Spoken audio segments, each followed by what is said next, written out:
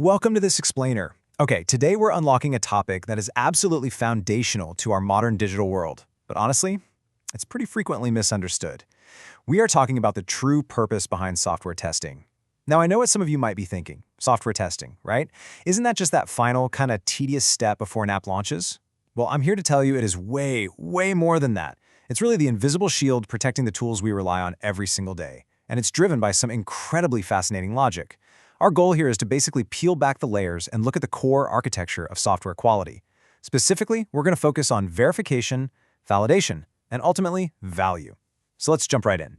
Right off the bat, I want to challenge a super common misconception. Is software testing just about finding bugs? I mean, sure, back in 1947, a literal physical moth trapped in a computer relay was the first actual bug, but today, the job is so much bigger. When most people picture testing, they kind of imagine frantic button clicking, trying to make an app crash, hunting for typos, or searching for that one stray line of code that breaks the whole shebang.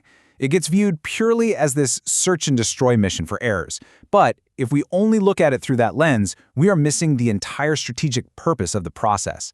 Finding bugs is definitely part of the job. Absolutely. But as we're about to see, the true process goes so much deeper than simply pointing out what's broken. It's actually a comprehensive evaluation. Let's carefully deconstruct the formal definition from our source material. It says, software testing is the process of evaluating and verifying that a software application or system meets the specified requirements and works as intended. I really want to emphasize those action words there, evaluating and verifying. This is an active, deliberate investigation. You aren't just crossing your fingers and hoping the system doesn't melt down under pressure. You are actively proving that it does exactly what the designer said it was going to do.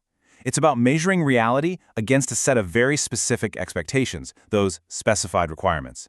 If the requirement says the system has to handle 1,000 users at once, well, testing is the active process of proving that it actually can. So let's break down what physical actions this process actually involves. First up, executing the software. In the industry, we call this dynamic testing. This means taking the code out of the theoretical realm and actively running it in a real-world, or at least a simulated real-world environment. It has to perform. Second, identifying defects. Yes, the bug hunt is definitely here. We have to find where the software deviates from the plan. But listen to this third point really carefully. Ensuring freedom from critical bugs. Notice it doesn't say freedom from all bugs. Look, in complex systems, absolute perfection is pretty much impossible. The crucial point here is ensuring that the critical functions, the things that would cause catastrophic failure or major data loss, are absolutely secure and functional. And that brings us to a major aha moment that completely shifts our perspective. Let's pivot away from the technical execution for a second and look at the practical, real-world outcome, delivering the expected business value. You see, a perfectly executed, entirely bug-free software system means absolutely nothing if it doesn't actually deliver value to the business or the user. Think about it.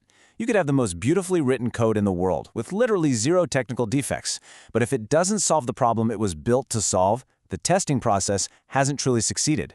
This is exactly where testing elevates from being just a technical chore at the end of the assembly line to a vital business-critical function. It's the final gatekeeper of value. That concept of value brings us to the absolute core of our analysis today, the dual goals of software testing, verification versus validation. Now, these twin pillars are constantly confused. They're used interchangeably all the time, even by seasoned professionals. But they ask fundamentally different questions and often use entirely different processes.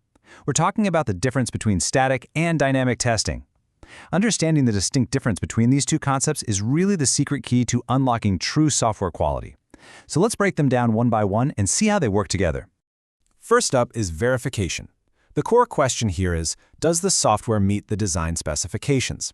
Put simply, did we build the system right? Verification is entirely focused on whether the engineering team built the software correctly according to the technical blueprints. And because you're often checking against documents, this is heavily a static process. That means you can review code, inspect requirements, and check logic without even running the software. Think of it like a building inspector checking architectural drawings. Verification is the inspector making sure the planned walls are exactly the specified length and the electrical wiring matches the safety codes outlined in the plan. That static check, that is verification. Now let's contrast that directly with validation. The question here is, does the software meet the customer's needs? In other words, did we build the right thing? Going back to our house analogy, the blueprints might be perfectly verified. Every nail is planned in exactly the right place. But if the customer asked for a 3-bedroom family home and you built a 1-bedroom studio apartment, Yeah, the house fails validation. Validation is about ensuring the team built the right thing for the actual user. And because we're testing the actual user experience here, validation relies heavily on dynamic testing, actively running the complete software to ensure it actually solves the real-world problem. It doesn't matter if it meets the design specs perfectly if those specs were wrong for the customer's actual needs to begin with. Validation connects the software back to reality. Grasping this distinction between verification and validation, between static and dynamic testing, it shifts our entire narrative. It takes us from a purely reactive mindset, just waiting for things to break and fixing them, to a proactive philosophy. Our source material actually summarizes this beautifully, stating, testing is not only about finding defects, it's also about preventing defects and improving quality. When you actively verify specs statically and then validate user needs dynamically throughout the entire process, you aren't just playing whack-a-mole with bugs at the very end. You're actively shaping a better product. You are literally baking quality into the software from day one, preventing issues way before they ever make it into the final code. So, as we wrap up our analysis for today, I want to leave you with a final, kind of provocative thought. Are your testing processes merely finding bugs, or are they improving total quality? Whether you're a developer, a project manager, or honestly just someone curious about how our digital world gets built, this is the ultimate takeaway.